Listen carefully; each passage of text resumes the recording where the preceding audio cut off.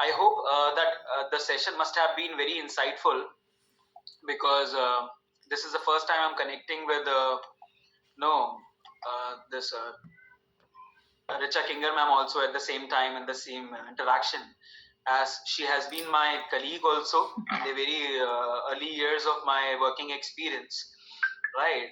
So I was correlating her name also at the same time when I got to hear that she is also going to be the part of the same seminar.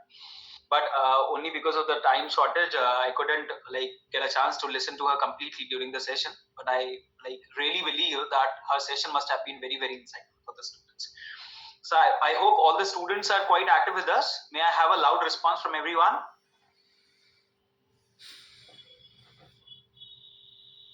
Yes, sir. Sir, can you Can I? please on your camera?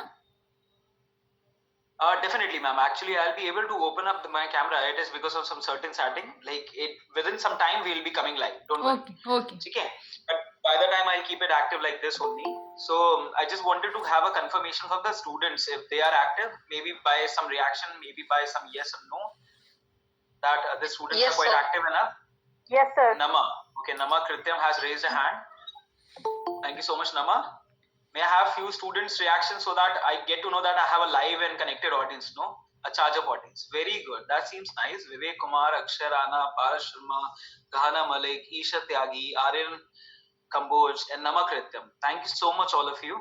It seems to be like quite an enthusiastic and energetic audience that I've got for today, right, on this occasion. Ritika Chaudhary, Ayush Ajmeria, very good. That's great.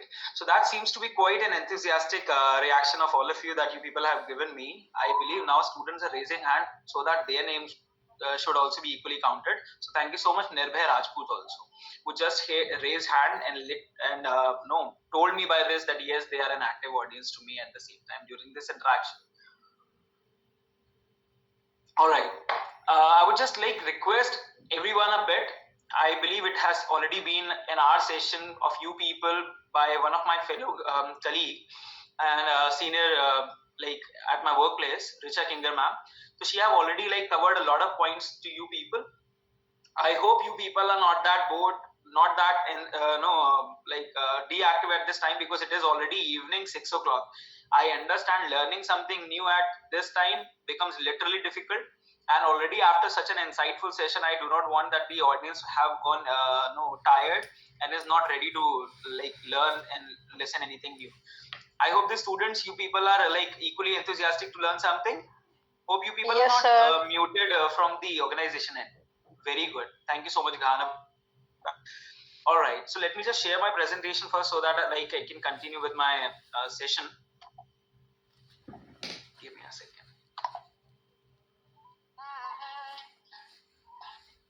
Okay, let me know once you are able to see my screen. And Yes, thank sir. you so much, Richa Kinger ma'am, also that this is the first time I'm sharing platform with you. Right. Totally an honor and privilege for me. Same here, sir. Same here. All right. Thank you so much, ma'am. So let me start with my session. I hope everyone is able to see my screen. Yes, sir. All right. Perfect. Yes, so no doubt, a very wonderful topic has already been chosen for all of you, and that is job versus startup, charting your path on National Startup Day 2025. Right. A beautiful exercise being done by your incubation forum as well as Uthan Foundation today. Right. But before we go ahead, right, let me know a little that which course specifically you are pursuing, so that I keep the content entirely correlated to this. And I hope everyone is comfortable in English. Should I keep the content bilingual, or English is also perfect for you people? Should I include Hindi also somewhere or the other in case if it is required, or the English is yes, good sir. enough? Please include Hindi also. It's better Thank to you so much. understand. Definitely I'll be keeping that also. तो हम English और हिंदी दोनों में ही बातचीत करेंगे ताकि हर बच्चे के लिए समझने के लिए चीजें इजी हो, ठीक है, और जो भी कंटेंट हम आज कवर करना चाहते हैं वो हम अच्छे से कवर भी करते हैं, ठीक है ना. बट प्रायर दैट मैं कुछ स्टूडेंट से जानना चाहूंगा कि कौन कौन से कोर्सेज से हैं आप लोग, सो दैट हम कंटेंट को उसके अकॉर्डिंग ही कवर अप करेंगे. So there are majorly students from MBA and BTech background. MBA and BTech background. Perfect. Okay. I guess these two are the courses where most of the students, generally demand for placements at the same time of admission when they come for admission to these courses, they say feel like what placement am I going to get just after completing my degree or in the final year of my degree program, right? तो आप में से कितने students का है ये concept कि ठीक है जैसे ही डिग्री कंप्लीट हो मेरे को अच्छा प्लेसमेंट चाहिए? ओके, गहाना को प्लेसमेंट चाहिए, ठीक है, okay. What about the rest? Ayush को प्लेसमेंट चाहिए, very good, okay. Next comes Paras Sharma, इनको भी प्लेसमेंट चाहिए. ईशा त्यागी, इनको भी प्लेसमेंट चाहिए, ठीक है, ओके. ओके, एनी स्टूडेंट, मैं थोड़ा सा इंटरैक्टिव रखते हुए चलता हूँ इसको. 2-3 स्टूडेंट्स प्लीज मुझे बताइए कि when you talk of placement, when you talk कि ठीक है डिग्री के एंड में एक अच्छा प्लेसमेंट चाहिए, सो व्हाट डज अच्छा प्लेसमेंट मींस टू यू? आपके लिए अच्छे प्लेसमेंट का क्या डेफिनेशन है? Anyone? What is the definition of अच्छा प्लेसमेंट टू यू? है ना, हम इंग्लिश और हिंदी दोनों में कंटेंट रखते हैं, तो मैं आप में से कुछ स्टूडेंट से जानना चाहूंगा. कोई भी बी कंफर्टेबल, जो जैसा कैंडिडेट आंसर आपको आता है वैसा मुझे बताइए.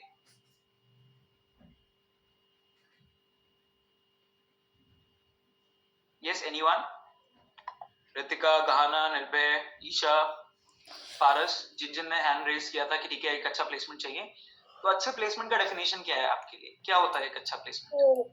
पैकेज भी अच्छा होना चाहिए और मतलब ऐसी जॉब होनी चाहिए जिससे हम सीखें, नॉलेज गेन कर सकें. Good. So Isha has a very wonderful answer कि अच्छे प्लेसमेंट का मतलब होता है सर अच्छा पैकेज हो और एक ऐसी जॉब हो जिसमें अच्छा सीखने को मिले, right? Very good Isha, thank you. Sir, growth opportunity too. Growth Where we opportunity get अच्छी good. है. Yes, ठीक है. sir. Very good. Any other student?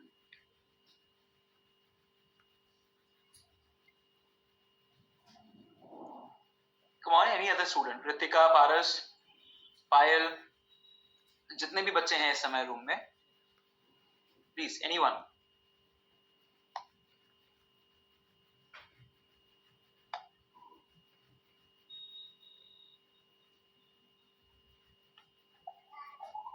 There are so many students, like some of you must respond so that जो session actually आपके लिए organise किया गया उसका आप मैक्सिमम एडवांटेज ले सको.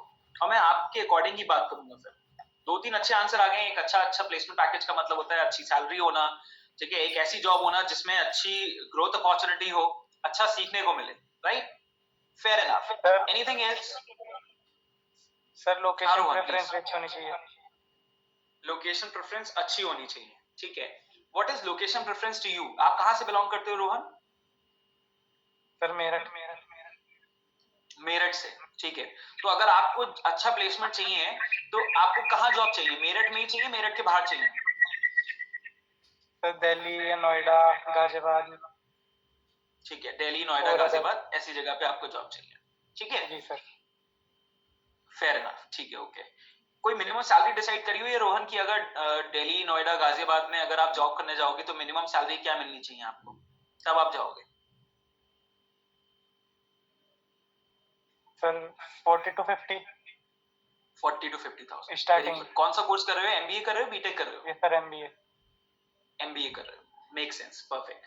तो इनिशियल सैलरी 40-50,000 मिलनी चाहिए और दिल्ली और गुड़गांव, नोएडा ऐसी जगह पे जॉब मिलेगी तो आप मानोगे कि अच्छा प्लेसमेंट हुआ है ना? Yes sir. Perfect, very good. Any other student? बहुत अच्छा लगा आपसे बात करके रोहन. गहाना का आंसर भी अच्छा था, ईशा का आंसर भी अच्छा था. और कोई student? Thank you sir. Yes. Definition of good placement according to the student who are attending the session. Anyone else? Good evening, sir. साथ साथ लिस्ट भी ओपन कर लिया.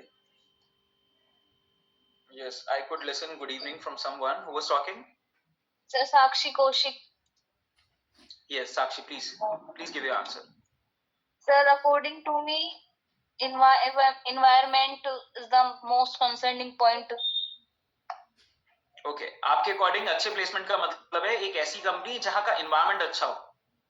सर मतलब लड़कियों की सेफ्टी के लिए भी मतलब बहुत ज्यादा सबसे ज्यादा important No doubt, concerning no point doubt. तो यही That होता है. is very much, yes, that is very much important concern. कि as a female, you look into the company concern जिसमें आपका प्लेसमेंट हो कि वो एक अच्छा एनवायरनमेंट देती हो, राइट, और स्पेशली फीमेल फ्रेंडली हो, है ना? अगर वहां पे कोई भी फीमेल वर्किंग हो तो she should not feel unsafe, है ना? This is what exactly you want to say? Yes, sir.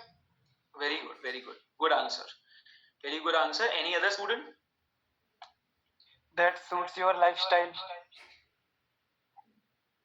That suits your lifestyle. Perfect. ठीक है, तो 4-5 आंसर आ गए हमारे पास. ठीक है, एक है ग्रोथ अपॉर्चुनिटी अच्छी हो, एक है हमारे पास आंसर ग्रोथ अपॉर्चुनिटी के साथ साथ अच्छा सैलरी पैकेज हो, है ना, अच्छी कंपनी अच्छा एनवायरनमेंट दे रही हो, फीमेल्स के लिए सेफ हो. दैट मींस अगर आप काउंट करने जाओगे, so there would be on an average 10 to 12 different definitions of good placement in every student's eyes, right? हर बच्चे के नजरिए से देखने जाएंगे तो हर बच्चे के नजरों में अच्छे प्लेसमेंट की डेफिनेशन अलग होगी. किसी को अच्छी लोकेशन चाहिए, वो उसका अच्छा प्लेसमेंट है. किसी को अच्छी कंपनी चाहिए, वो उसका अच्छा प्लेसमेंट है. किसी को अच्छी सैलरी मिलेगी, वो उसका अच्छा प्लेसमेंट होगा, राइट? और किसी को अगर उसमें ग्रोथ अच्छी मिल रही होगी तो वो उसका अच्छा प्लेसमेंट होगा. Is it clear? यस और no? Yes, sir. Yes, sir. चलो ठीक है. अब मैं आपसे एक छोटा सा क्वेश्चन पूछता हूँ. अगर लेट से आपका बिजनेस है, ठीक है, और ये क्वेश्चन पूछने से पहले मैं आपसे एक और इंपॉर्टेंट चीज पूछना चाहूंगा. यहाँ पे एक टर्म लिखी हुई है सबसे पहला ही स्लाइड पे, दैट इज जॉब. प्लेसमेंट का मतलब अल्टीमेटली तो यही है ना कि मैं जॉब करने वाला हूँ. डायरेक्टली और इनडायरेक्टली तो यही है भाई. सिंपल सी चीज है. Placement sir. करने का मतलब है मैं किसी कंपनी में जॉब करूंगा. यस और no? Yes, sir. Yes, sir. Right, correct. तो अगर मैं जॉब करने वाला हूं किसी कंपनी में तो मुझे ये पता होना बहुत जरूरी है कि जॉब का एग्जैक्ट मीनिंग होता क्या है. JOB, इसका क्या मीनिंग है?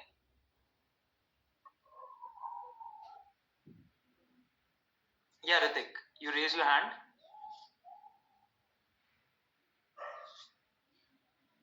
ऋतिक ने हैंड रेज किया. कोई और भी स्टूडेंट अगर चाहे तो वो भी बता सकता है. Sir, joining other Sir, it's business. maybe joining other business.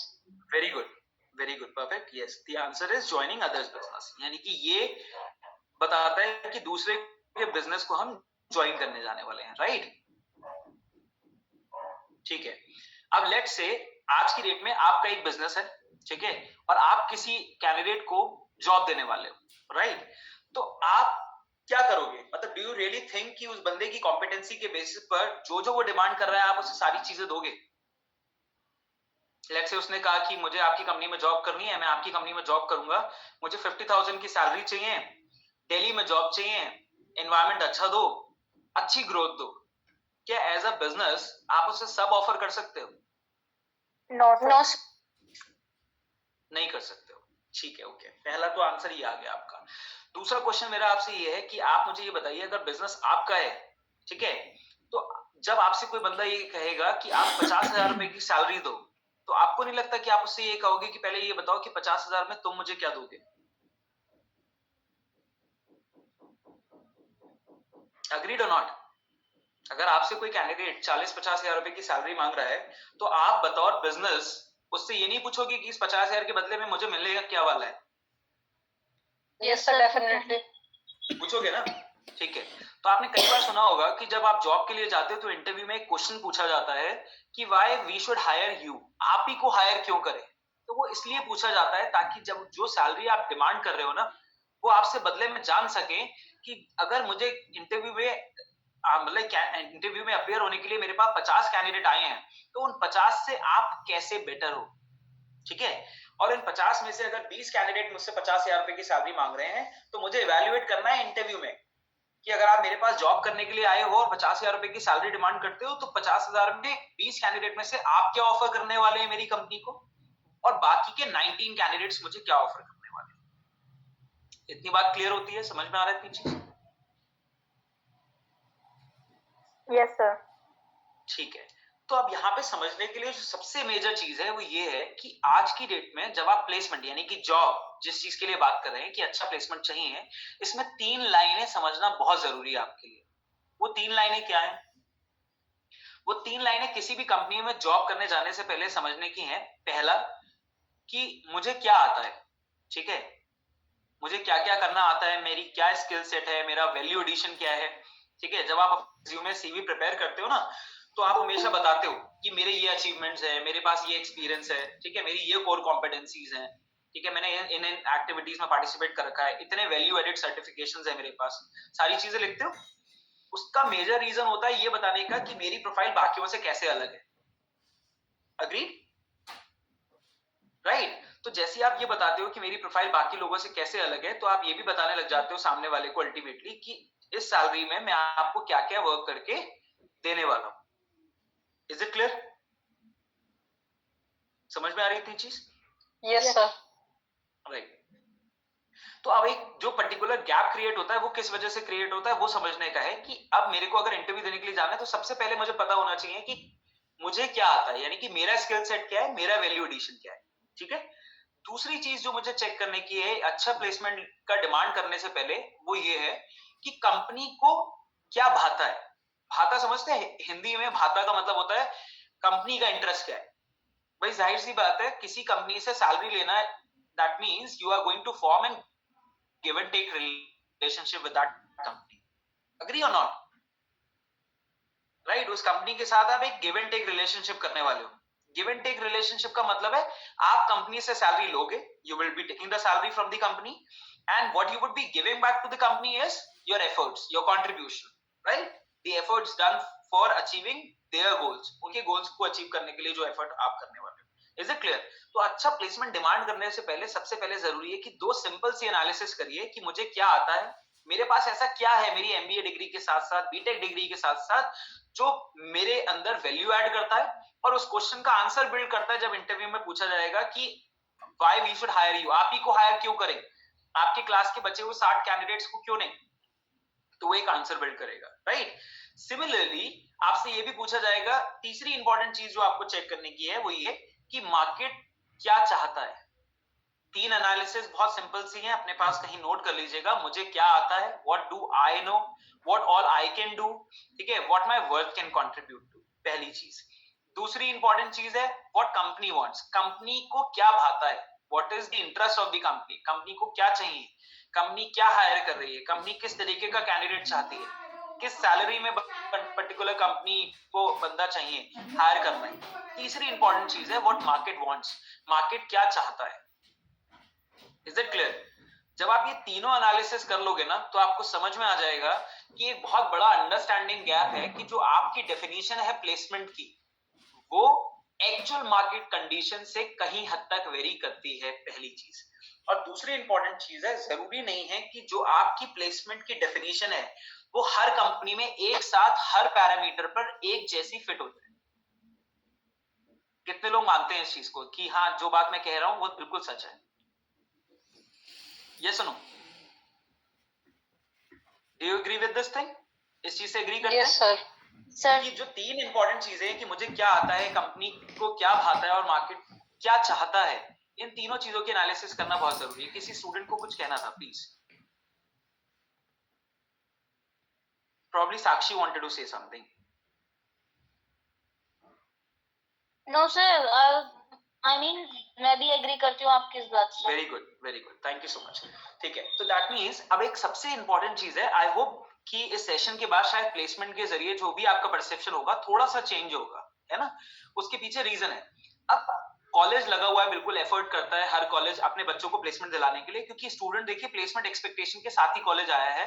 But फर्क बस इतना सा है कि जो बच्चा प्लेसमेंट एक्सपेक्टेशन के साथ आया है उसका एक डेफिनेशन है, प्लेसमेंट मतलब एक अच्छी जॉब मिलना, अच्छी सैलरी पे मिलना, अपने मन की लोकेशन पे मिलना, ठीक है, अच्छी अपॉर्चुनिटीज के साथ मिलना, अच्छे एनवायरनमेंट में मिलना। भाई लिस्ट जो है वो चॉइसेस की बहुत लंबी है, और बच्चे का प्लेसमेंट का मतलब है कि मुझे अपने मन की जॉब मिलेगी तब मुझे मैं कहूंगा कि हाँ मेरे कॉलेज ने अच्छा प्लेसमेंट दिया। जो कि एक्चुअल मार्केट कंडीशन के बेसिस पे अगर कोई भी बच्चा ये 3 लाइन की सिंपल सी एनालिसिस अपने ऊपर कर लेगा तो क्यों नहीं करेगा, क्योंकि उसे पता लग जाएगा कि मुझे कितना आता है, से मैं समझ सकता हूं कि मेरा पैकेज कितना लगना चाहिए, मेरी कंपनी को क्या भाता है, जिस कंपनी में मैं जॉब करने वाला हूं उसको एक्चुअल में इंटरेस्ट उसका किस चीज में है, तो मुझे पता लग पाएगा कि मेरी स्किल्स और मेरे कंपनी के इंटरेस्ट में क्या गैप क्रिएट होता है। ठीक है, और तीसरी सबसे इंपॉर्टेंट चीज है वो ये कि मार्केट क्या चाहता है, मार्केट को चाहिए भी क्या, ये तो बहुत ही बड़ी चीज है ना? अगर मार्केट को कुछ चाहिए तो वो भी तो मुझे देना पड़ेगा ना। अगर आज की डेट में मार्केट कंडीशन ये है कि भाई बंदा ऐसा होना चाहिए जिसके पास एक्सीलेंट रिसर्च स्किल्स हो, और बंदे के पास एक्सीलेंट रिसर्च स्किल्स नहीं है, बंदा डिमांड कर रहा है 50,000 रुपए की सैलरी, कंपनी का इंटरेस्ट उसी चीज में, डू यू थिंक कि 50,000 रुपए की सैलरी मिल पाएगी? No sir. नहीं मिल पाएगी ना। तो दैट मीन्स इन 3 लाइन की सिंपल सी एनालिसिस करना बहुत जरूरी है। और सबसे बड़ी चीज, अगर आज की डेट में जॉब को एक शब्द में डिफाइन करना हो, मैं आप लोगों से जानना चाहूंगा आपका आंसर क्या है। जॉब का मीनिंग एक सिंपल शब्द में क्या होगा आपकी नजरों में, मुझे वो जानना है आपसे। Anyone, what is the meaning of job in one word? अगर आपको किसी एक कैरेक्टरिस्टिक से स्पेसिफाई करना हो कि ये जॉब होती है, इसका क्या मीनिंग होगा?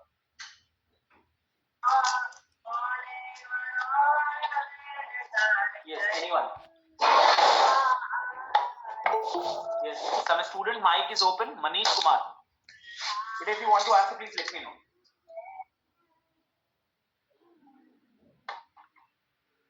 I hope I'm clearly audible. आवाज आ रही है प्रॉपर्ली आप लोगों को? Yes, sir. Right, please. मुझे एक बार बताइए कि जॉब को अगर आपको एक शब्द में डिफाइन करना हो कैसे करेंगे? क्या होती है जॉब? अगर कोई एक ऐसी चीज का नाम लेना है आपको जिसके लिए आपको रेडी रहना है कि अगर आप जॉब करने जा रहे हो तो इसका मतलब है ये तो आपको आना ही आना चाहिए या ये तो आपको करना ही होगा।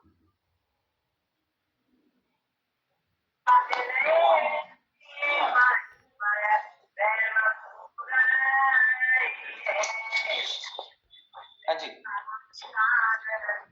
मनीष कुमार बेटा आप शायद कुछ बोलना चाहते हैं, माइक आपका ऑन है, बताइए।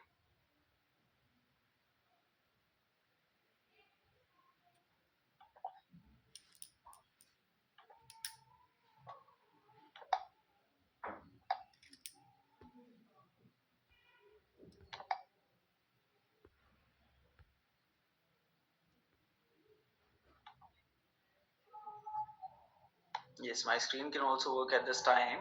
I hope I'm clearly audible and clearly visible to you people. Yes, sir. Yes, sir. Alright, makes sense. So, would just like to know once, एक बार मुझे बताइए कि अगर जॉब को एक सिंपल वर्ड में डिफाइन करना हो, किसी चीज से कोरिलेट करना हो, तो किस चीज से कोरिलेट करोगे आप?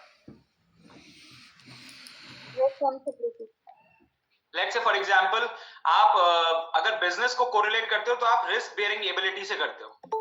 अग्री कि अगर आपको बिजनेस करना है तो रिस्क लेना ही लेना है। Yes Isha. Profession. Profession, job को आप एक शब्द में डिफाइन करोगे एज अ प्रोफेशन, ठीक है? यही तो आपका कहना है? Yes sir. Okay, make sense.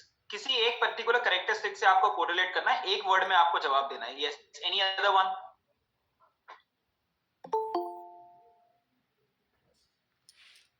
ठीक है, स्ट्रेंथ अराउंड 41 की है, very good. Sir knowledge. Alright, let yes Ayush you want to say something. Sir knowledge और टैलेंट। नॉलेज और टैलेंट, जॉब का मतलब है नॉलेज और टैलेंट, एक चीज से कोरिलेट करना, ठीक है? ओके, अच्छा आप लोगों से मैं कभी बात करूं कि capability to do something unique. Very good, Sakshi has a good answer. Job का मतलब है capability of like doing something unique, है ना? कोई स्पेसिफिक काम को करने की कैपेबिलिटी डेवलप करना। आप लोगों के आंसर बिल्कुल ठीक है, अपनी जगह बिल्कुल जस्टिफाइड है, बट एक छोटे से टर्म के साथ, छोटे से कैरेक्टरिस्टिक के साथ इसको कोरिलेट करना है। किस चीज के साथ कोरिलेट करना है? जैसे बिजनेस कोरिलेट होता है रिस्क बेयरिंग कैपेसिटी से या रिस्क बेयरिंग एबिलिटी से, क्योंकि हम लोगों ने सुना होगा कई बार, higher the risk higher the return. सुना है आप लोगों ने? Yes sir. Yes sir. Okay, तो सिमिलरली जॉब के अंदर एक बहुत इंपॉर्टेंट चीज काम करती है, and that is the compromise. Experience, right?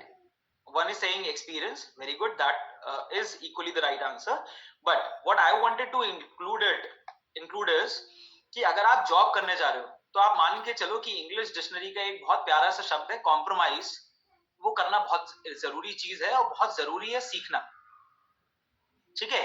वो क्यों, वो उसको समझते हैं। अगर आप जॉब करने जा रहे हो तो आपको ये जो 3 लाइन की एनालिसिस हमने करी थी, मुझे क्या आता है, मेरी कंपनी को क्या भाता है और मार्केट क्या चाहता है, तो इन तीनों चीजों के बेसिस पे आपको ये सीखना है कि कॉम्प्रोमाइज कहां कहां करना पड़ सकता है। मार्केट में जो जॉब्स अवेलेबल है उसमें तीनों में से किसी एक ना एक चीज पर आपको कॉम्प्रोमाइज करना ही पड़ेगा। या तो आपको आपकी मन की कंपनी मिल जाएगी पर मन की सैलरी और मन का जॉब रोल नहीं मिलेगा, मन की कंपनी नहीं मिली, मन की सैलरी मिल गई, लेकिन हो सकता है मन की लोकेशन ना मिल पाई हो, ठीक है? तीसरी इंपॉर्टेंट चीज, मन की लोकेशन मिल गई, लेकिन हो सकता है ना तो मन की कंपनी मिली और ना ही मन की सैलरी, ठीक है। And I am damn sure कि मेरे साथ मेरे जो सीनियर कलीग मौजूद हैं, ऋचा मैम, ठीक है, उनको भी मैं इस बार इस इंटरेक्शन में एक बार बीच में मैम से रिक्वेस्ट करूंगा कि मैम आप प्लीज इस चीज को भी कोरिलेट करिए और मुझे बताइए कि if I am like correct और not. You're totally correct, Mukul sir. That sometime we are working, but we are not able to put an impact of what potential we have, as we are from the same organization at time. So Yes. over there we have lots of other things which we want to show that thing, but we Yes. were not allowed to go with it. Yes, and most important is like in whatever organization we are, but somewhere or the other, we definitely make compromises with one or the other thing, है ना? Either we Right. get good company, we may not get good salary, we may not good job role. We get good company, but we may get good salary, but sometimes the organization is not of our choice, है ना? Organization हमारे मन का नहीं है, location हमारे मन की नहीं है। लोकेशन हमारे मन की मिल गई कि भाई मैं मेरठ में रहता हूँ, मुझे मेरठ में जॉब चाहिए, मेरठ में जॉब मिल गई, लेकिन 50,000 की चाहिए थी, वो नहीं मिल पाई, है ना? मन की कंपनी में चाहिए थी। लेट्स से फॉर एग्जांपल किसी का मन है गूगल में काम करने का, सैलरी चाहिए 80,000 90,000, लेकिन मेरठ में नहीं है ना गूगल,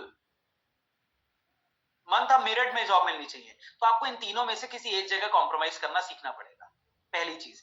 दूसरी चीज, जैसे ही आप उस कंपनी के अंदर एंटर करोगे, आपको पता लगेगा कि आपकी कॉम्प्रोमाइजिंग स्टोरी जो है या फिर कॉम्प्रोमाइजिंग जर्नी जो है वो अभी खत्म ही नहीं हुई।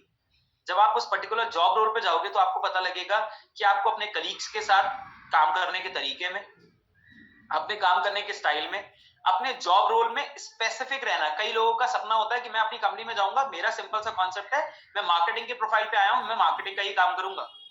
अगर मैं बीटेक स्टूडेंट हूं, मैंने इंजीनियरिंग सीखी है, तो मैं केवल इंजीनियरिंग करूंगा।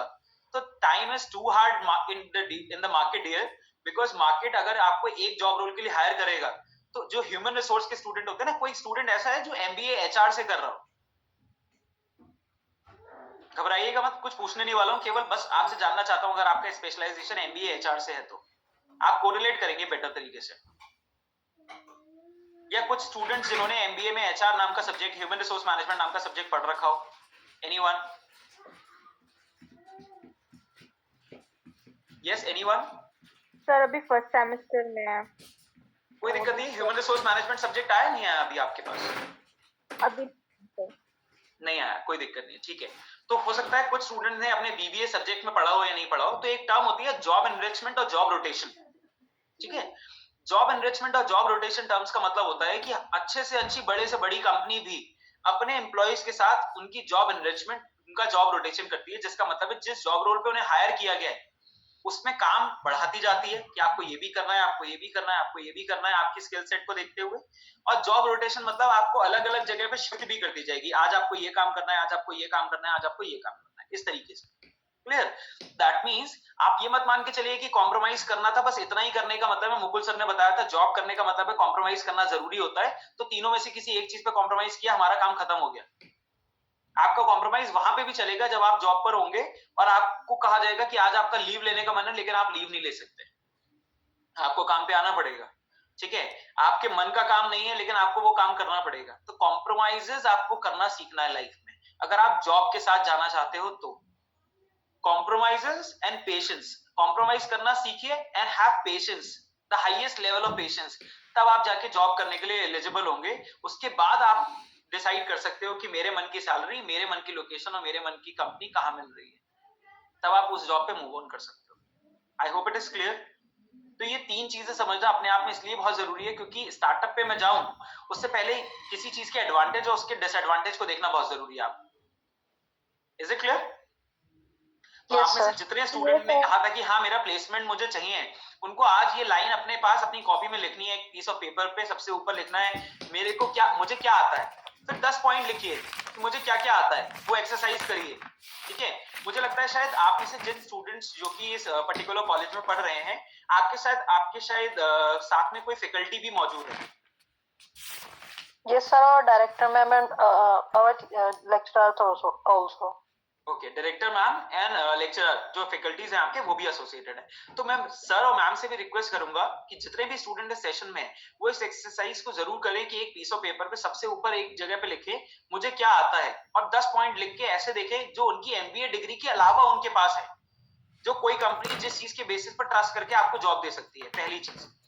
दूसरी चीज आप लिखिए कि कंपनी को क्या भाता है। जिन कंपनीज में मैं एक्चुअल में जॉब करने जाना चाह रहा हूं या जिनमें जाकर मैं जॉब करना चाहूंगा, उन कंपनीज के बारे में naukri.com, ठीक है, और naukri.com के अलावा timesjob.com, शिक्षा.com कह रहा हूं, देन कम्स indeed.com, ठीक है, एक और साइट है। इस तरीके की मल्टीपल जो जॉब साइट है ना, उन पे जाकर के उन कंपनीज के अंदर अवेलेबल जॉब रोल्स को देखिए और फिर पढ़िए उसके अंदर उसका क्या केआरए दिया हुआ है, की रिस्पॉन्सिबिलिटी एरिया क्या दी हुई है, तो आपको पता लगेगा कि कंपनीज को क्या क्या चाहिए।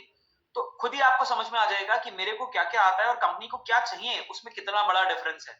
और अगर डिफरेंस है तो क्या कंपनी सच में मुझे 50,000 रुपए देने के लिए तैयार हो जाएगी? अगर मेरा ही बिजनेस होगा, मैं दूसरे को नहीं दूंगा वो सैलरी, तो ये भी मान के चलिए कि दूसरी कंपनी है अगर, तो वो भी मुझे पर्टिकुलर वो सैलरी नहीं देगी जब तक हमारे बीच का ये गैप खत्म नहीं हो जाता। Is it clear? And last important चीज है कि मार्केट क्या चाहता है। आजकल आप देखते होंगे कि हर पर्टिकुलर फील्ड में टेक्नोलॉजी बहुत जल्दी जल्दी एडवांस अपग्रेड हो रही है ना? तो हर फील्ड के अंदर ऐसा है, your learning should not be discontinued at any as. किसी भी जगह आपको अगर देखने को मिलेगा तो आप यहाँ पे देखिए जाकर के कि मार्केट को क्या चाहिए, किस फील्ड के अंदर मार्केट को कौन से बंदे के रिक्वायरमेंट है, कौन से स्किल का रिक्वायरमेंट है, तो क्या मुझे वो चीज आती है या नहीं आती है। इन तीन चीजों की सिंपल सी एनालिसिस के बाद साथ आप समझ जाओगे कि जॉब अगर मैं करने जाने वाला हूं तो मुझे इन तीन पैरामीटर्स पे तो अपने साथ अच्छा काम करना ही करना है। I hope it is clear to everyone. Yes, sir.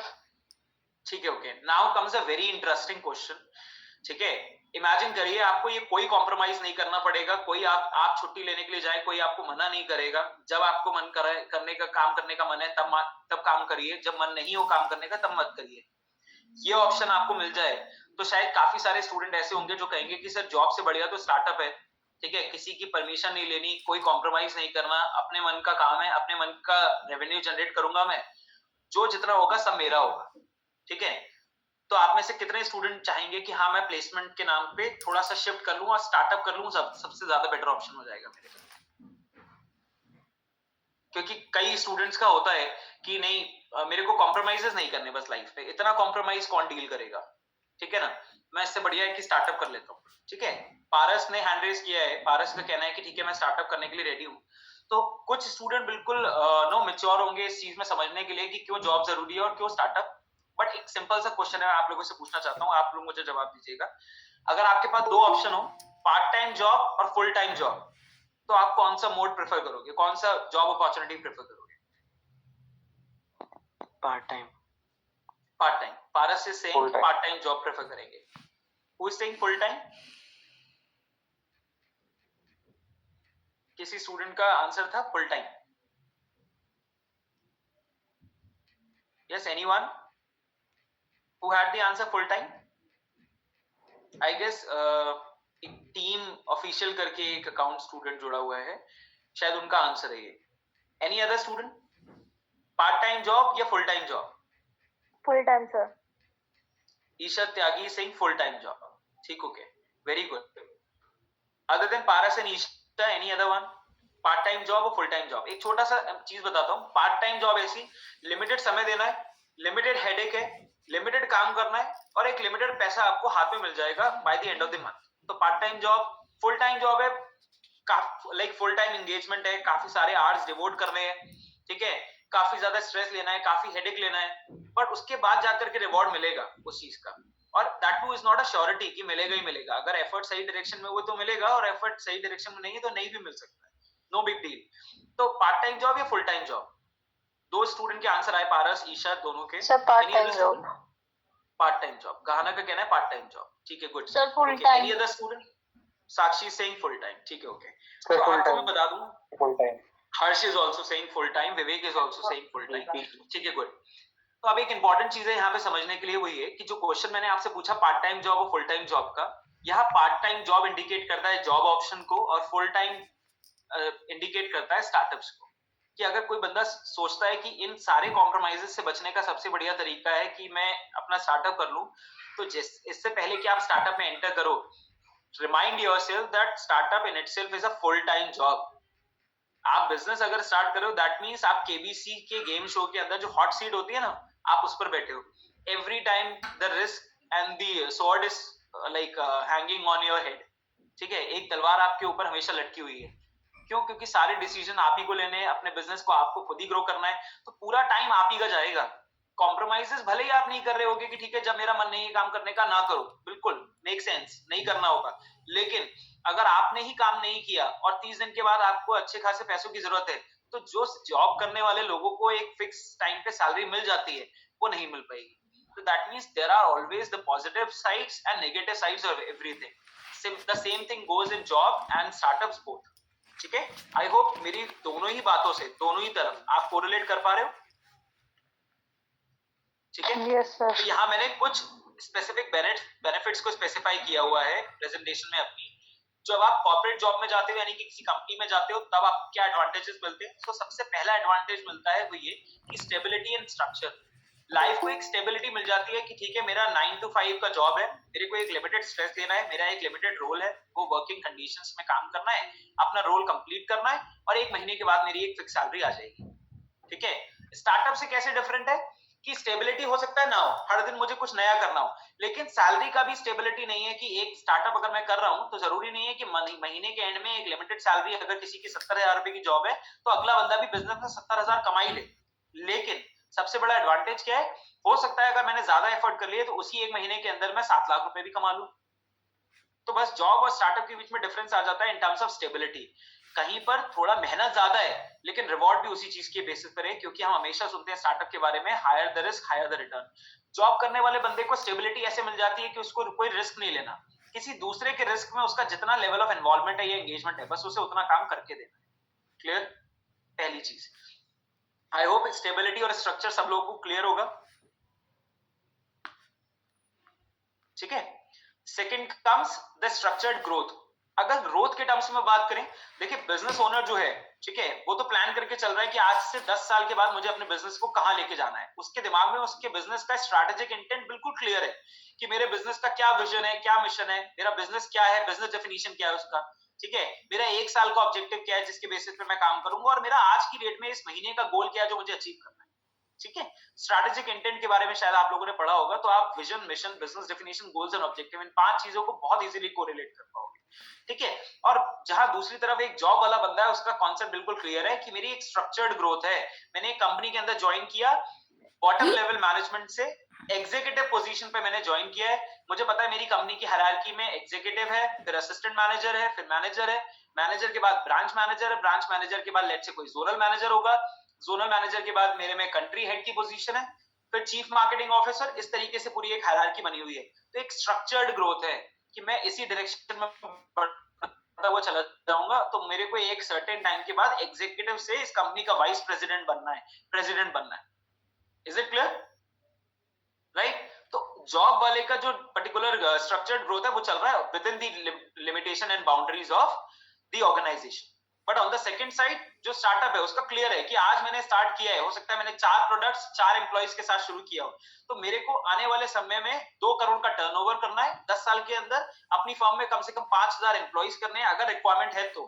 ठीक है, और लगभग इतने तक का रेवेन्यू तो मुझे जनरेट करना ही करना है, इतने $1 मिलियन की मुझे कंपनी बनानी ही बनानी है. Is it clear? तो वहां थोड़ा सा ग्रोथ पैटर्न इसलिए डिफरेंट है क्योंकि वो हमेशा मार्केट कंडीशन से अफेक्ट होता रहेगा. लेकिन आपका जॉब रोल किस चीज से अफेक्ट होगा? आपकी परफॉर्मेंस से, आप ही की वर्किंग कंडीशन से, आप कैसा परफॉर्म कर रहे हो. बट एक बेटर फैक्ट है कॉर्पोरेट का, वो हमेशा हमें सुनना बहुत जरूरी है. आप किसी कंपनी के साथ 10 साल भी काम करोगे तो 11वें साल में वो कंपनी आपसे हमेशा यही कहेगी कि 11वें साल में अगर आपने एक दिन भी काम नहीं किया तो कंपनी कहेगी कि 11वें साल के पहले महीने आपको सैलरी इस बेसिस पर नहीं मिल सकती है कि आपने 10 साल में कितना काम किया है. वो आप तब भी यही कहेगी कि 11वें साल के पहले महीने में तुमने क्या किया, उसके बदले मुझसे सैलरी ले लो. आप सोचो कि मैं 70,000 आपको 10 साल में किसी काम का देता आया हूं, तो मैंने 10 साल अपनी जिंदगी की दे दी है, तो 11वें साल में पहले महीने की सैलरी कंपनी आपको फ्री दे देगी. तो this is a better fact कि ऐसा नहीं होगा. ठीक है, आपका बिजनेस अगर बना करके आपने वेल एस्टैब्लिश सेटअप कर दिया है जिसमें आने वाले समय में आपको थोड़ा बहुत मॉनिटरिंग करनी है और बाकी सारा बिजनेस ऑटोमेटेड मोड में चल रहा है और आपको बस लोगों को डायरेक्शंस देने होते हैं, तो हो सकता है आने वाले टाइम में वो आपका बिजनेस आपको समय समय पर रिटर्न देता रहे, ठीक है। Last comes is the team work and collaboration, ठीक है। अगर आप बेनिफिट्स के टर्म्स में बात करो तो आपको सिंपली क्या करना है, एक ऑर्गेनाइजेशन के अंदर जिसके अंदर आप काम करने गए हो, अगर वहां पे 5000 की वर्कफोर्स है, 100 लोगों की वर्कफोर्स है, 500 लोगों की वर्कफोर्स है, तो आपका इतना बड़ा हेडेक ही नहीं है। आपको तो बस उनके संग जुड़ करके काम कैसे किया जाता है, बस ये सीखना है। लेकिन उसी जगह पे अपोजिटली अगर आप स्टार्टअप की देखो तो हर नए बंदे से मिलकर के, हर नए बंदे के साथ जुड़ करके क्या नया किया जा सकता है, इस चीज के बारे में प्लान करना एक स्टार्टअप ओनर या फिर स्टार्टअप एंटरप्रेन्योर की क्वालिटी है कि उसे डेली बेसिस पे यही सोचना पड़ता है। क्योंकि उसे तो आपके जो विद इन वर्कफोर्स काम कर रही है ना एक बिजनेस के अंदर, केवल उनसे मतलब नहीं है, उसे तो मतलब हर पर्टिकुलर उस बंदे से है जो कि उसके लिए कुछ अच्छा करके उसके ऑर्गेनाइजेशन में लाके दे सकता है, ठीक है। Just allow me a second, I need to probably shift to my wifi network.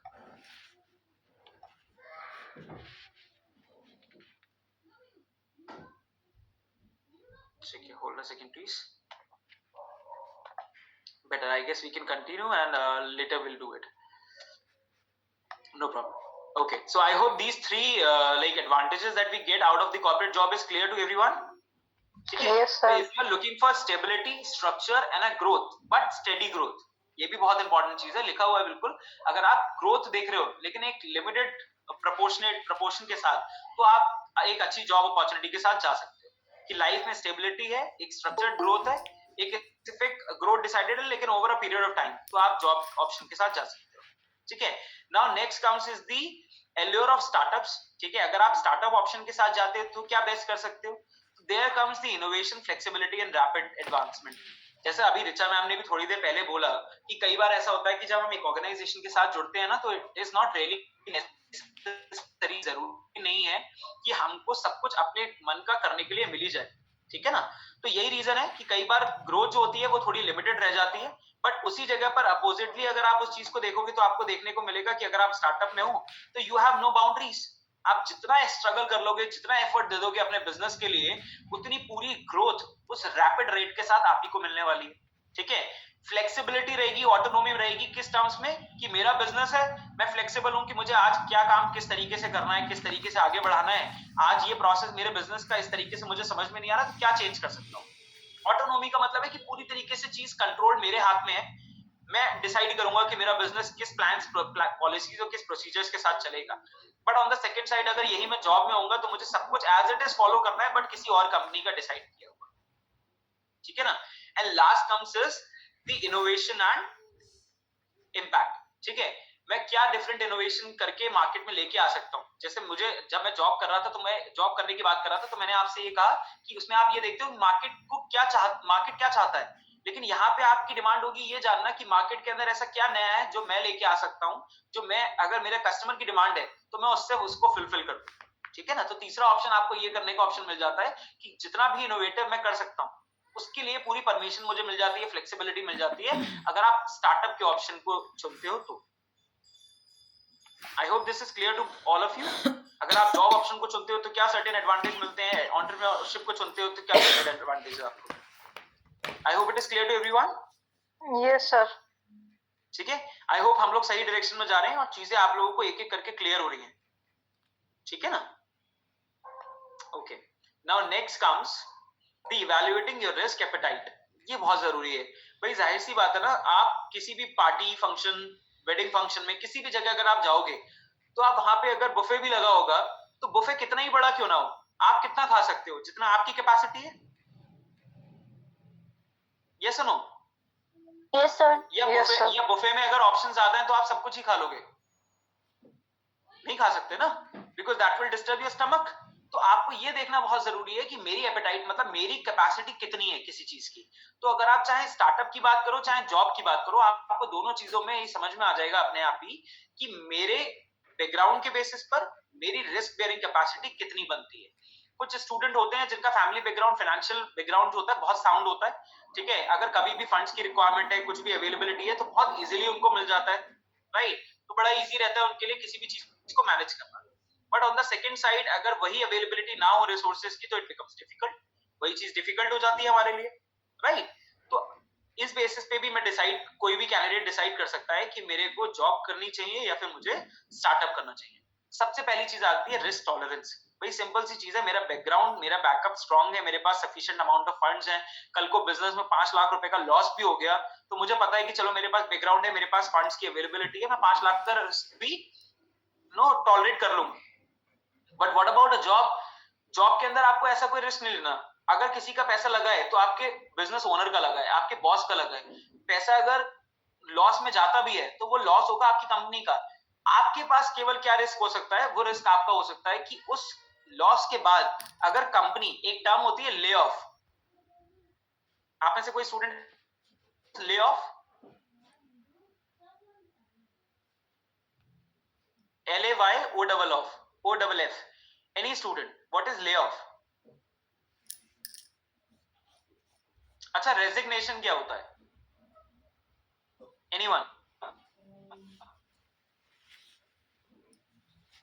Sir lay off का मतलब मे बी ये होता है जैसे लॉकडाउन पीरियड चल रहा था और कंपनी के पास पैसा नहीं था उनको पे करने के लिए, तो उनके जो उनके एम्प्लॉयज थे उन्होंने काफियों को मतलब नौकरी से हटा दिया था क्योंकि उनके पास सफिशिएंट पेमेंट नहीं था उनको पे करने के लिए। मे बी यही होता है ले ऑफ कि किस टाइम के लिए हटा देना।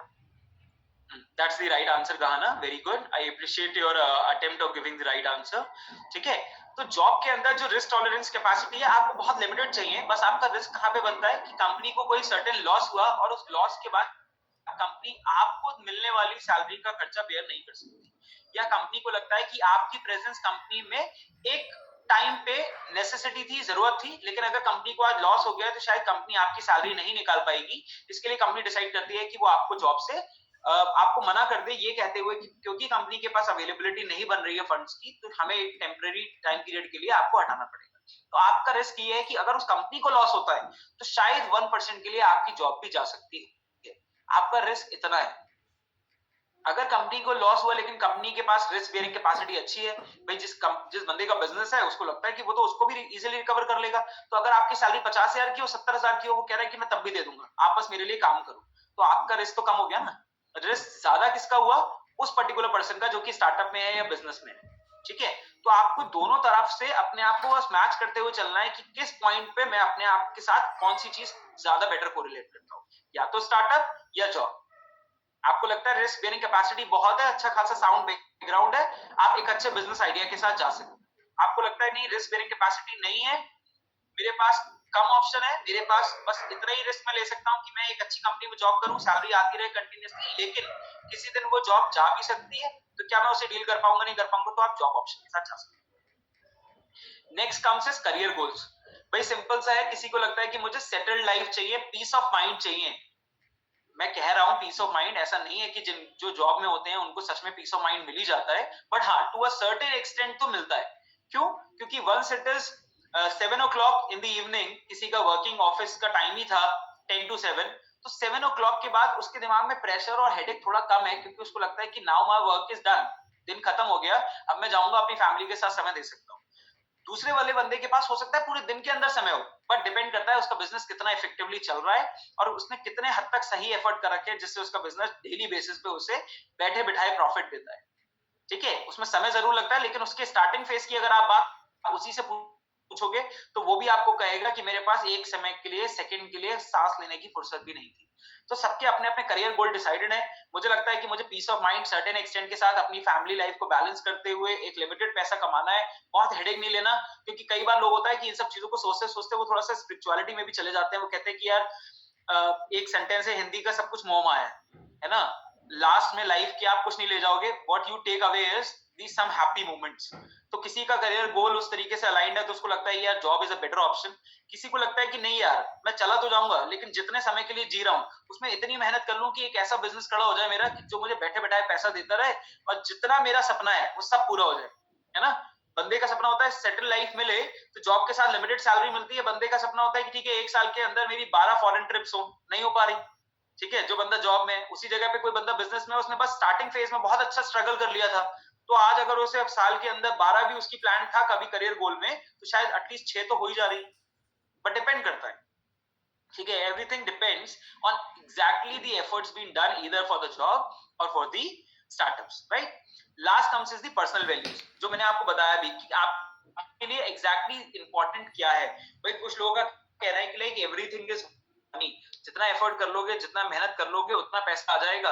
अगर आप ये अप्रोच के साथ चल रहे हो, ठीक है, और आपको लगता है कि हाँ हर समय पे मेरे पास फाइनेंशियल सिक्योरिटी तो है ही, या मैं किसी भी तरीके से उस चीज को मैनेज कर सकता हूँ, तो you are like certainly ready for the startup thing. But if you think कि नहीं, मेरे को वो अनसर्टेनिटी लाइफ की नहीं चाहिए, मुझे सिक्योरिटी चाहिए थोड़ा, ठीक है, तो मैं काम करता रहूंगा अच्छे किसी फॉर्म में, तो शायद एक स्टेबल फ्यूचर बना रहेगा, in that case you must go for job. तो अपनी रिस्क एपेटाइट यानी कि अपनी रिस्क कैपेसिटी को कितना आप टॉलरेट कर सकते हो, इसको इवैल्यूएट करना बहुत जरूरी है। Because the moment you evaluated, चाहे वो कोविड हो या कोई और पेंडेमिक, आपका रोल उस ऑर्गेनाइजेशन में ऐसा होना चाहिए कि आपको बॉस निकालने से पहले कम से कम 10 बार सोचे कि अगर इस बंदे को मैंने निकाला तो मेरी कंपनी के अंदर के ये 50 काम ये बंदा डील करता है, अगर ये 50 काम थोड़े से भी इधर से उधर हो गए तो इसका मतलब है मेरी कंपनी के काम करने के तरीके में अभी बदलाव आ सकते हैं या गड़बड़ हो सकती है, तो मुझे इस बंदे को तो एटलीस्ट नहीं हटाना चाहिए। तो अगर आप जॉब ऑप्शन के साथ भी जाते हो तो get yourself so multi skilled that your company should think at least 10 times before firing. और अगर आप स्टार्टअप के साथ जा रहे हो, you are always free. The more struggle you do, the more hard work you do, the more successful business you will be operating in times to come.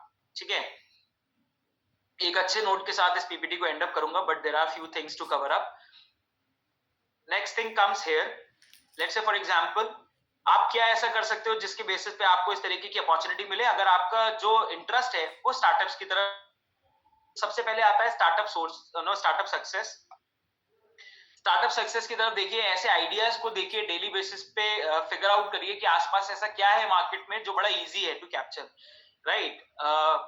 मैं अपने एमबीए स्टूडेंट्स को कभी पढ़ाने की बात आती है तो एक मेरा सब्जेक्ट है क्रिएटिविटी, इनोवेशन एंड एंटरप्रेन्योरशिप, ठीक है, जिसके अंदर उन्हें ये भी सीखने को मिलता है कि जब स्टार्टअप उन्हें अगर करना है तो वो सक्सेसफुल कैसे होगा, ठीक है। तो आप कौन से बिजनेस आइडिया को स्टार्ट कर सकते हो। आपके पास दो ऑप्शन है। अगर आपसे कहा जाए आज की डेट में कि आपके पास सारी फंड्स अवेलेबल हैं, सारे रिसोर्सेज हैं, रिस्क बेयरिंग कैपेसिटी है, तो मार्केट से बस एक अच्छे से अच्छा बिजनेस आइडिया देखिए जो ऑलरेडी वर्किंग हो और बहुत सक्सेसफुली चल रहा हो, तो कितना इजी होगा। बस आपको आइडिया लेना है, एज इट इज रेप्लिकेट करना है, थोड़ा सा वैल्यू एडिशन करना है, सारे रिसोर्सेज लगाने हैं और बिजनेस को चलाना शुरू कर देना है। सब कुछ तो प्री कुक्ड है ना, सब कुछ पता है कि दूसरा बंदा उस बिजनेस को कैसे चला रहा है, बिल्कुल सेम आइडिया को कॉपी करना है और स्टार्ट कर देना है। आजकल एक बहुत अच्छी ट्रेंडिंग टर्म चल रही है, वो भी मैं आपको बता देता हूँ 2 लाइनों में। अच्छी टर्म, अच्छी टैगलाइन क्या है, अच्छा स्टेटमेंट क्या है, that the good designers design and the great designers steel. ठीक है, ये स्टेटमेंट क्या था, अच्छे डिजाइनर्स जो होते हैं वो डिजाइन करते हैं, वो सारी चीजें स्क्रैच से बनाते हैं, जीरो से बनाते हैं, लेकिन जो ग्रेट डिजाइनर्स है वो समय बचाने के लिए क्या करते हैं, वो कोई अच्छा एलिमेंट कहीं से देखा, कोई अच्छा एलिमेंट कहीं से देखा, they stole the idea and they made something new. तो कई बार एंटरप्रेन्योरशिप का सबसे इजी तरीका हो सकता है कि आपने कहीं से एक पर्टिकुलर आइडिया को पिकअप किया और उस आइडिया को पिकअप करते ही आपने उसके अंदर थोड़े से चेंजेस किए, मॉडरेशंस किए और उसे अपना बिजनेस आइडिया बना करके मार्केट में लॉन्च कर दिया, राइट। तो सक्सेसफुल होने के चांसेस ज्यादा हैं क्योंकि वो ऐसा वर्केबल आइडिया है जो ऑलरेडी मार्केट में चल रहा है। बट मेक श्योर कि वायबिलिटी आपके वैल्यू एडिशन की कितनी स्ट्रांग है, क्योंकि कई बार अच्छे खासे चलते हुए बिजनेस को रेप्लिकेट करने के बाद भी वो नहीं चल पाते। बट मेरा कंसर्न आपके साथ क्या है वो मैं आपके साथ डिस्कस करता हूँ। एमबीए फर्स्ट ईयर के स्टूडेंट्स हैं, आप लोगों ने मुझे बताया, तो आपको भी ये देखना है कि एक अच्छे बिजनेस को रेप्लिकेट करना इतना आसान नहीं होता। क्यों? क्योंकि या तो मेरे पास रिसोर्सेज नहीं होंगे, या मेरे पास रिसोर्सेज के साथ साथ रिस्क बेयरिंग कैपेसिटी नहीं होगी, और तीसरी इंपॉर्टेंट चीज, क्या पता मेरे पास फंड्स ना हो। तो इन तीन चीजों के अवेलेबिलिटी ना होने पे मुझे क्या करना है, तो आपको ये करना है कि जो अवेलेबल बिजनेस आइडियाज हैं उसमें से आप सबसे पहले अपने पास एक पेपर पे लिखिए कि मेरे रिसोर्सेज क्या क्या हैं। आपके रिसोर्सेज, आपकी कॉम्पिटेंसी और आपकी स्ट्रेंथ क्या है उसको मेंशन कर लीजिए। हो सकता है किसी की कम्युनिकेशन स्किल उसका स्ट्रेंथ हो, उसका कॉन्फिडेंस लेवल उसका स्ट्रेंथ हो, उसकी नॉलेज अबाउट ट्रेडिंग बहुत स्ट्रांग हो, उसकी knowledge about for example recruitment and talent acquisition बहुत स्ट्रांग हो सकता है उसका अबाउट मार्केट नॉलेज बहुत स्ट्रांग हो। तो उसको बस क्या करना है, उसको बस ये करना सीखना है कि अपने रिसोर्सेज में से किसी आइडिया से कोरिलेट करना है कि कोई अवेलेबल एग्जिस्टिंग बिजनेस आइडिया ऐसा कौन सा है जिससे मेरे सारे रिसोर्सेज मैच करते हैं। बस उस आइडिया को पिक करिए और उसे अपने रिसोर्सेज की अवेलेबिलिटी के बेसिस पे सीधे इंप्लीमेंट करना शुरू कर दीजिए। आपके लिए बड़ा इजी हो जाएगा उस बिजनेस को कैरी फॉरवर्ड कर पाना। क्यों? क्योंकि अवेलेबल चलते हुए बिजनेस के अंदर आपको अपने रिसोर्सेज, आपके रिस्क बेयरिंग कैपेसिटी और आपका फंड्स तीनों चीजें देखनी है, लेकिन अगर आपके पास इन तीनों चीजों में से कोई भी कमी है तो आप बस ये देखो कि मेरे अवेलेबल रिसोर्सेज में से कौन सा आइडिया ऐसा है जिससे मैं बेटर कोरिलेट कर पाता हूँ। जब ये एक्सरसाइज मैंने अपने कुछ स्टूडेंट्स को कराई तो ये एक बच्चे ने कहा कि सर मेरे पास मेरे घर में किचन है, मेरे अंदर कुकिंग स्किल्स है, मैं अच्छा खाना बनाना जानता हूँ, मेरे को पता है कि सर स्विगी जोमेटो पे रजिस्ट्रेशन कैसे होता है। इसका मतलब है मेरे अवेलेबल रिसोर्सेज में से मैं कोई क्लाउड किचन बहुत इजीली स्टार्ट कर सकता हूँ। इसका मतलब उसने क्या किया, चलते हुए बिजनेस को रेप्लिकेट नहीं किया, उसने अपने अवेलेबल रिसोर्सेज में से ऐसा कौन सा बिजनेस आइडिया था जो मैच कर रहा था, बस उसको इंप्लीमेंट करना शुरू कर दिया। दैट मींस उसने क्लाउड किचन के आइडिया को चलाना शुरू कर दिया। हो सकता है आज की डेट में वो क्लाउड किचन रन करे, थोड़े समय तक चलाए और उसके बाद वो उसे एक अच्छे खासे चलते हुए रेस्टोरेंट के अंदर कन्वर्ट कर ले। Am I clear? I hope इस चीज से आप लोगों को क्लैरिटी मिली होगी थोड़ा सा जो मैंने आपको बताने की। Yes sir. तो आप में से कितने स्टूडेंट्स इस एक्टिविटी को एटलीस्ट ट्राई करेंगे कि अपने सारे रिसोर्सेज को एक बार, अपनी कॉम्पिटेंसी को, अपनी स्ट्रेंथ को एक बार लिस्ट डाउन करें और चेक करने की कोशिश करें कि कौन सा बिजनेस मॉडल आपके इन सारे रिसोर्सेज के साथ मैच करता है इफेक्टिवली। वेरी गुड टू सी। विवेक, ईशा, अक्षय, रितिका, गाना ये एक्टिविटी बिल्कुल ट्राई करेंगे, that is a very good thing. And last comes is the financial stability. आपको ये देखना बहुत जरूरी है। देखिए अगर आप स्टार्टअप के साथ जा रहे हो कि आप, देखिए बहुत इंपॉर्टेंट चीज लिखी हुई है, अगर आप स्टार्टअप में हो, बिजनेस में हो, तो आपको ये देखिए बहुत जरूरी है चलना कि अगर मेरे को 2 लोग रखने हैं अपने बिजनेस में, 3 लोग रखने हैं, तो एटलीस्ट उनकी 1 साल की सैलरी नहीं तो एटलीस्ट 6 महीने की सैलरी का बैकअप तो आपके पास होना ही चाहिए। आप ये भूल के भी मत सोचिएगा कि सैलरी डे सेल्स जो होगी कंपनी की डे 1 से आने लग जाएगी और मैं उसमें से लोगों को सैलरी पे करने लग जाऊंगा। ठीक है, तो फाइनेंशियल स्टेबिलिटी बहुत मैटर करती है अपने बिजनेसेस के कॉस्ट एक्सपेंसेस से लेकर के, ठीक है, अपने रखे हुए वर्कफोर्स की सैलरी तक। एटलीस्ट आपको 1 साल का बैकअप तो अपने साथ लेके चलना है। अगर आप इतनी रिस्क बेयरिंग कैपेसिटी रखते हो, इतना बैकअप रखते हो, तब तो आपको स्टार्टअप और एंटरप्रेन्योरशिप की तरफ मूव ऑन करना चाहिए। अदरवाइज हमेशा याद रखिएगा कि इंग्लिश का एक स्टेटमेंट है, grass on the second side always looks greener, है ना। दूसरे तरफ का जो हरापन होता है बहुत सुंदर लगता है देखने में, जो हरी भरी घास होती है, बट अगेन ऐसा नहीं है। जब हम उस तरफ कदम रखते हैं तो हमें समझ में आता है कि किस तरह मुड़ने पर क्या चैलेंजेस आएंगे हमारे पास। ठीक है, आई होप मैंने अपनी बात को जो आपके सामने प्रेजेंट किया है उसको काफी हद तक आप कोरिलेट कर पा रहे होंगे, काफी हद तक आप उस चीज को मीट आउट कर पाएंगे। ठीक है, नहीं अगर, क्योंकि आज हम नेशनल स्टार्टअप डे की बात कर रहे हैं, तो जाहिर सी बात, चाहे आप जॉब में जाइए चाहे आप बिजनेस में जाइए, देखिए दोनों तरफ आप एक तरीके का बिजनेस तो कर ही रहे हैं। आप अगर एक्चुअल बिजनेस कर रहे हो तो आप कोई आइडिया लगा करके एक रिस्क लेकर के कस्टमर के लिए उस प्रोडक्ट को बनाओगे, फंड्स लगाओगे और एक रिस्क लोगे कि अगर प्रोडक्ट अच्छा चल गया, अच्छी सेल आ गई तो मेरा बिजनेस चल जाएगा। दूसरी तरफ अगर आप जॉब में हो तब भी आप बिजनेस कर रहे हो कि मैंने किसी दूसरे बंदे के बिजनेस के अंदर अपनी स्किल्स के बेसिस पर जितना एफर्ट दिया है वो उसके बदले में मुझे सैलरी देंगे। ठीक है, पर अगर मेरे एफर्ट में कमी आई तो यानी मुझे ये रिस्क भी बेयर करके चलना है कि उस बंदे के हाथ टोटली मेरी कमांड है, वो कभी भी किसी भी समय पे मुझे फायर कर सकते हैं। तो आपको कौन सी सर्टेन बेसिक कॉमन स्किल्स है